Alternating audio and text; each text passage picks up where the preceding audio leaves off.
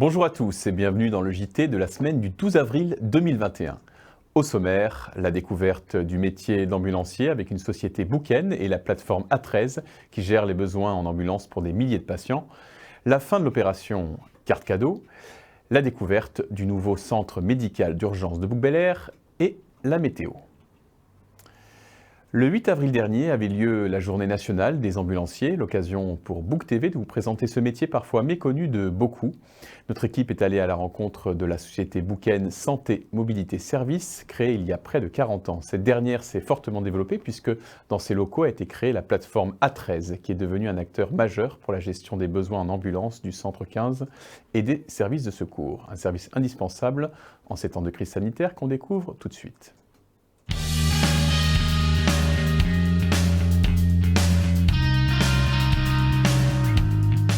Donc on est obligé de s'habiller de la tête aux pieds. C'est-à-dire masque FFP2, visière, combinaison, surchausse, charlotte et en plus de ça la capuche et gants. Après chaque patient Covid, on est obligé de retourner au dépôt et de faire une grosse désinfection qui dure entre une demi-heure et une heure.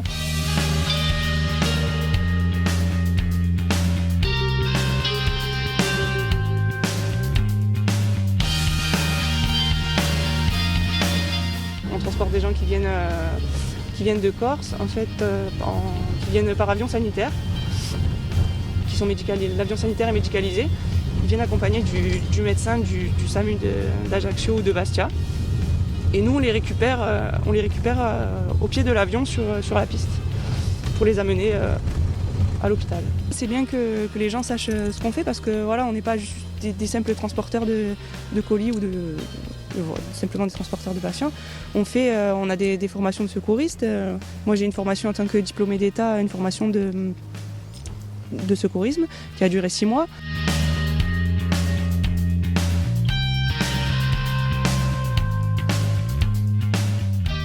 Alors, on est sur la plateforme logistique A13. Nous avons un écran où on est virtuellement dans la salle SAMU, donc, qui se trouve à l'Achievement de Marseille. On reçoit tous les dossiers où une ambulance privée est demandée par le patient ou conseillée par le médecin régulateur du SAMU. Donc, et nous, après, on centralise donc ces appels et on dispatche selon les secteurs et selon les sociétés de garde sur la journée. Dans le 13, c'est uniquement nous qui fonctionnons de cette manière.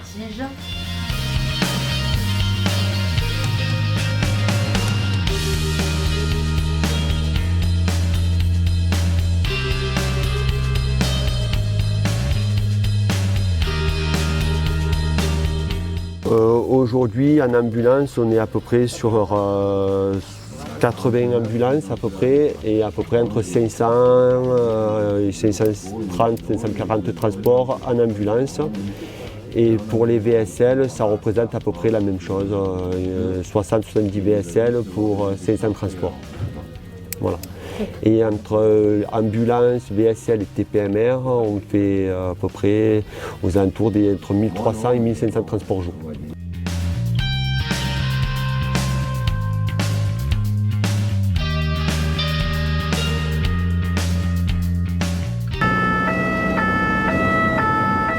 Alors l'entreprise se développe au travers de toutes les activités qu'on a autour du transport sanitaire liées à la mobilité sanitaire. L'entreprise est présente sur les transports d'urgence, sur la gestion du SMUR, sur les transports bariatriques, sur les transports pédiatriques avec des couveuses, est présente sur les tests PCR, est présente sur les transports d'organes, sur les transports d'équipes de greffe, sur le transport de sang et de produits sanguins labiles. Vous vous adaptez quoi? Exactement, on s'adapte et on est dans une logique d'innovation permanente.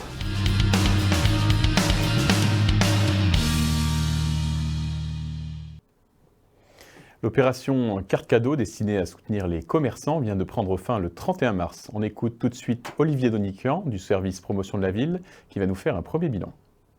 Effectivement Bernard, comme vous le disiez, le projet carte cadeau est clôturé depuis le 31 mars. Depuis cette date, nous avons pu observer que plus de 50% des foyers fiscaux de la commune de Bouc-Bel-Air se sont inscrits dans le process. C'est une vraie réussite pour ces 90 commerçants qui attendront avec impatience l'arrivée des cartes qui sera distribuée aux citoyens dès le 13 mai. Un centre médical d'urgence vient de naître à Bouc-Bel-Air. L'espace va permettre de désengorger les urgences des hôpitaux et offrir un service de proximité aux bouquins. On le découvre dans ce reportage.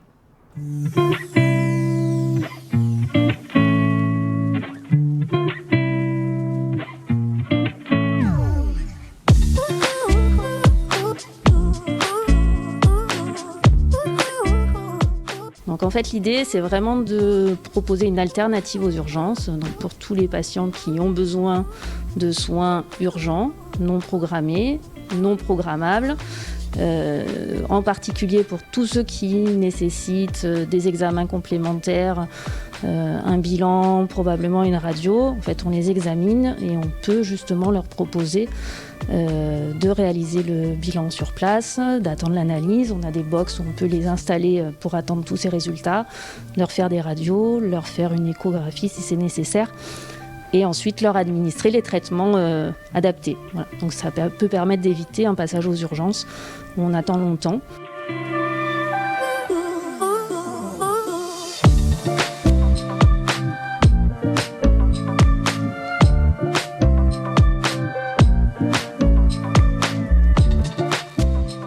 C'est à la fois un investissement pour le matériel, la table de radiologie, mais aussi un investissement pour la création de la salle, parce qu'on a dû plomber une salle pour éviter la diffusion des rayonnements.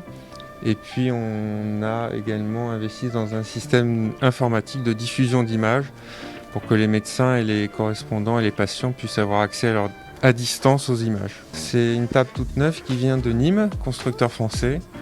Un capteur plan de dernière génération. Oui.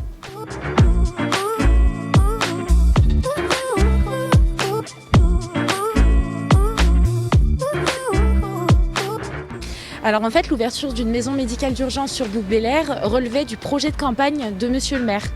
Ça a pris toute son ampleur dans le cadre de la crise sanitaire actuelle, puisque l'accès aux soins est devenu primordial. Désormais, c'est donc de 8h à 20h, 7 jours sur 7, que les bouquens et les bouquins pourront venir se faire soigner en urgence au sein de la maison médicale d'urgence.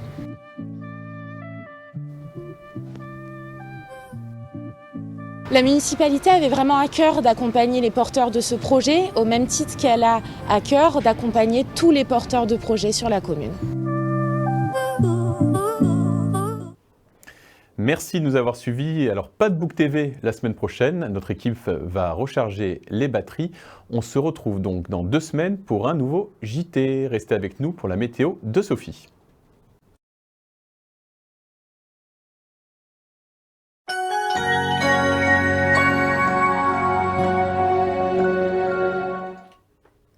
Bonjour à tous, j'espère que vous avez suivi mes conseils de la semaine dernière en rallumant vos chaudières, car visiblement, vous n'allez pas encore l'éteindre cette semaine.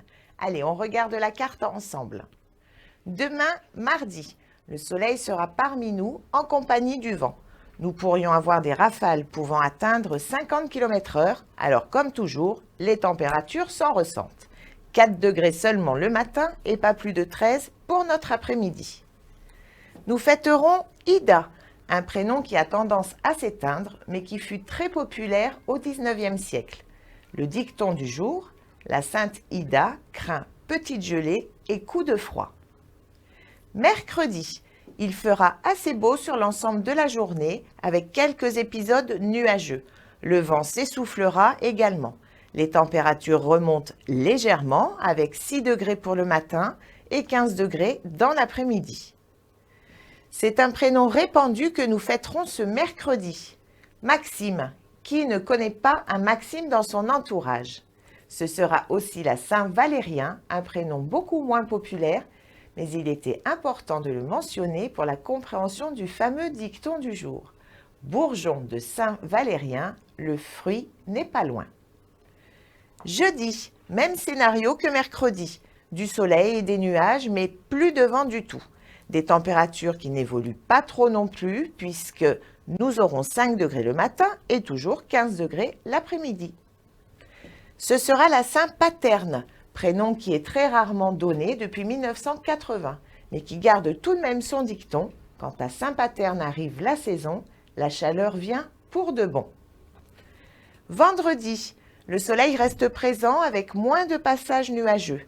Les températures sont celles des normales de saison, avec 7 degrés le matin et 15 degrés l'après-midi. Ce sera le jour de fêter les Benoît-Joseph. Et on espère que le dicton ne sera pas en adéquation avec la carte d'ici là, car petite pluie d'avril fait bonne saison. Notre week-end devrait être bien mitigé avec beaucoup de nuages qui risquent d'apporter un peu de pluie pour le samedi. Dimanche devrait être plus calme. Côté température, eh bien, on reste dans la tendance de la semaine entre 7 et 16 degrés. Je vous ai fait ce bulletin météo vendredi dernier, puisque je suis, au moment où je vous parle, en congé. Il est donc fort probable qu'il y ait un peu de changement cette fin de semaine. Je sais que vous ne m'en tiendrez pas rigueur. Ce qui est sûr, c'est que je vous retrouve la semaine prochaine dans les conditions habituelles. À lundi!